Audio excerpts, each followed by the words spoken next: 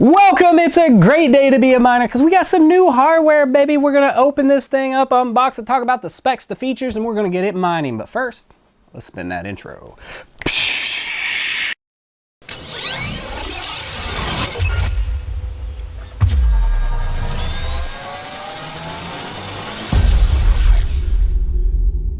So here we are, and we have a special new ASIC to open. And just a quick disclaimer, I picked this up with my own cash. This is not a sponsored video, so yeah, take that for what it's worth. This came from Goldshell, and it actually spawned from their 5th birthday, their 5th anniversary event, and it is a KA Box Pro Special Edition, and it really looks beautiful on the website. So we're gonna open it up, we're gonna check it out, and we're gonna get it mining. So yeah, first and foremost, let's unbox this thing. You know what time it is, RGB knife? Yes. All right, so let's open it up and take a look at what's in the box. What's in the box? All right, just a couple pieces of tape, and this thing shipped really quickly. They are in stock. Now, we'll talk about profitability later on and whether or not you should buy these, of course. This is not financial advice. Don't do what Donnie Don't does. I do what I do because I love the hardware, and it's not always the best financial decision. We'll put it at that. All right, so first and foremost, it is boxed very well. Just cut the tape, pop it open. Inside, we've got the nice, thick, condensed foam. Right on the very top, we've got a nice little brochure that says Mining with Quality and Trust Goldshell, and then on the back, it has a bunch of QR codes for support and Discord and Twitter. I think it's just a quick setup guide. Here's a very interesting one. If you forget your password, how to set up your WAN, your wireless area network. Is my firmware updated, etc., etc. So yeah, FAQs, troubleshooting. It's a nice little pamphlet. So that's on the very top. And now let's take a really good close-up look at this guy. This thing is pretty. Like I said, it was a special edition that was only for their birthday event. So yeah, we'll get a good close-up look at this and we'll pop it up on the screen. But yeah, there's what it looks like. And so first we'll start with the accessories.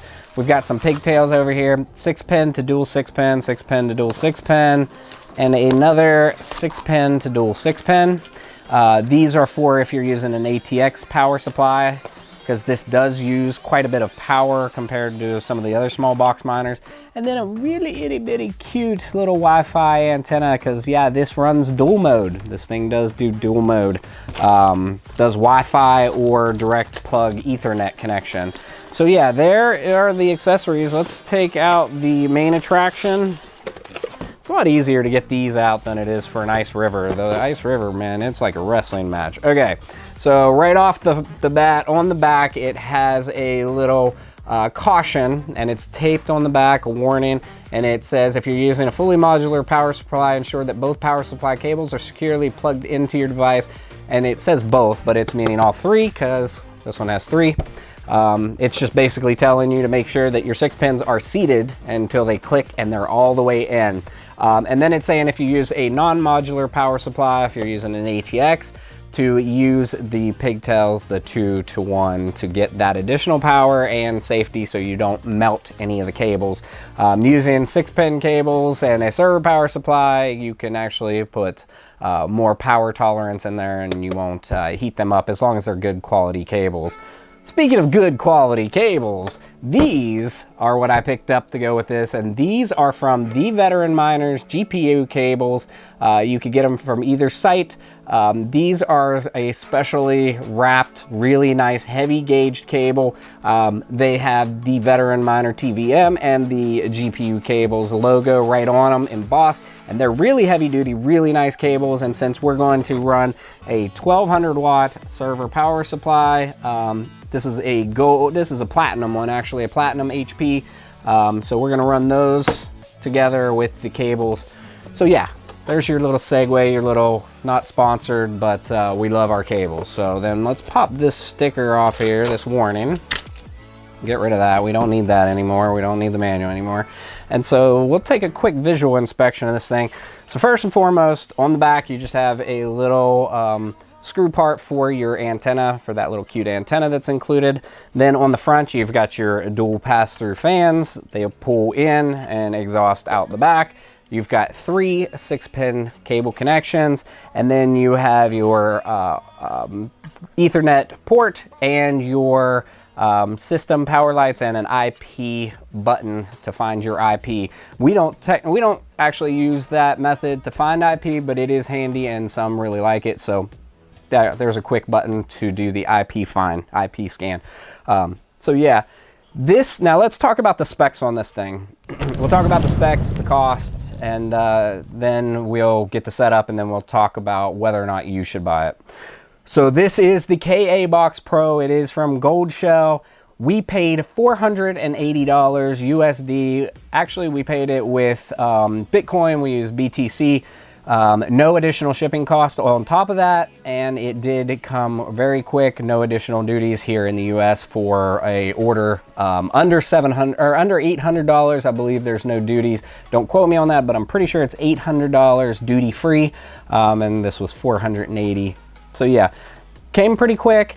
Has been sitting here for about a week, been waiting for me to get it set up, and now we're finally going to get it set up since the Kaspa network is pumping right now because of the KRC20 tokens that are being minted on the network. So yeah, if you got Kaspa miners, fire those things up, get those rewards while they last. It probably isn't going to last long, so yeah, that's your PSA. Get them mining now while the mining's good.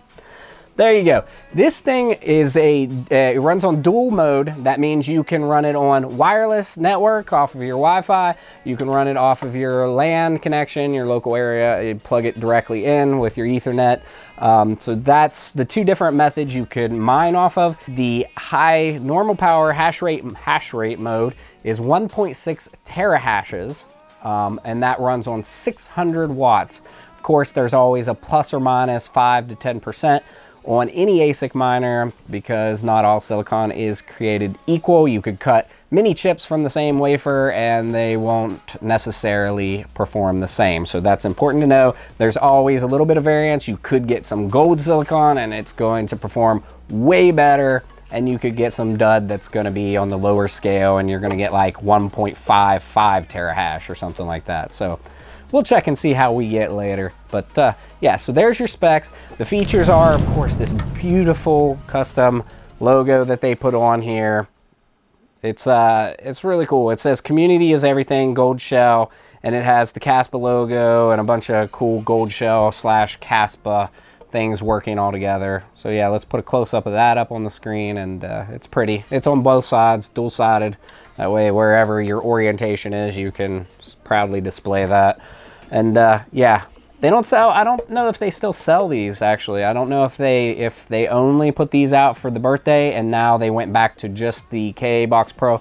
But I do know that after the birthday has ended, the anniversary, they still have these at the same price. So they're still $480 at the time of this recording, which is not bad, but you just don't get the cool limited edition now. So there's that.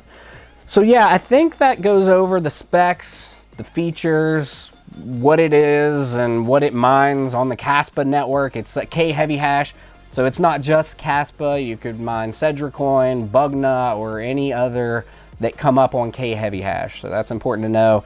I have mined Bugna and Cedra in the past. There is others, and there will be others, which are a fork of the same Kaspa network. So that's something to keep in mind. It actually helps. It helps pull hash rate down on Kaspa, and it helps diversify the mining a little bit, which with as much hash rate now that is in the KHeavyHash, that's a great thing to have. So yeah, let's do a quick B-roll close-up of this thing, and then we're gonna go ahead and get it set up for mining. So let's get into it.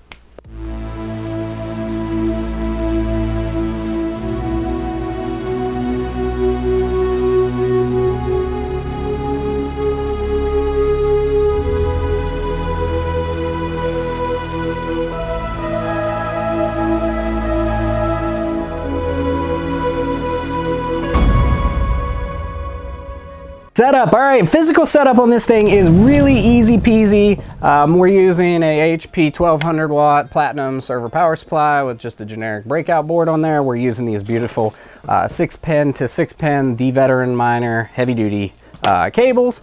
And then we're not even gonna hook on the Wi-Fi antenna, but you can hook on the Wi-Fi antenna. And then you could run, I still highly advise you set it up with your LAN. So you would plug in your Ethernet cable, set it up, and then configure your Wi-Fi. That's how I've always traditionally done with these box miners. So first and foremost, all we need to do is plug in these here 6 pins, and then we'll plug in the power.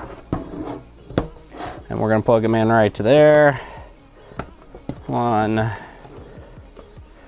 2, 3. And there's our 3 power supply, or power cables, and then we're gonna plug them in, and we're gonna make sure they're seated all the way. They're gonna click, and they're gonna be completely flush mounted. That's all you have to do for the power aspect. Next, we need our Ethernet cable. We've got one sitting here ready, and we'll plug it in. And there is our Ethernet.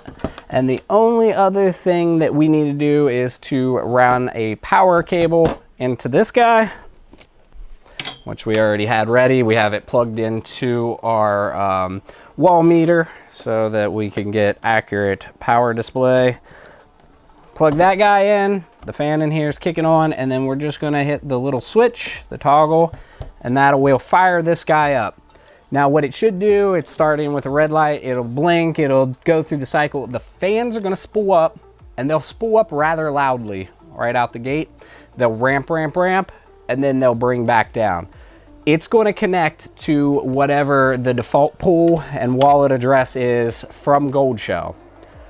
Once this thing is already fired up and mining, then you go find the IP address.